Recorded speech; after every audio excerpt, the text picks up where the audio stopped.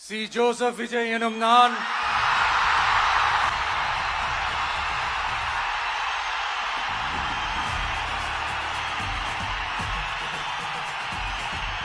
சட்டப்படி அமைக்கப்பெற்ற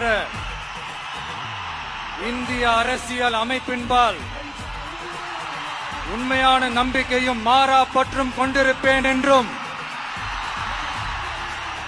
இந்திய நாட்டின் ஒப்பில்லாத முழு முதல் ஆட்சியையும் ஒருமையையும் நிலை நிறுத்துவேன் என்றும் தமிழ்நாட்டு அரசின் முதலமைச்சராக உண்மையாகவும் உளச்சான்றின்படியும் என் கடமைகளை நிறைவேற்றுவேன் என்றும் அரசியல் அமைப்பிற்கும் சட்டத்திற்கும் இணங்க அச்சமும் ஒருதலை சார்பும் இன்றி விருப்பு வெறுப்பை விலக்கி பலதரப்பட்ட மக்கள் அனைவருக்கும் நேர்மையானதை செய்வேன் என்றும் ஆண்டவன் மீது ஆணையிட்டு உறுதிமொழிகிறேன்.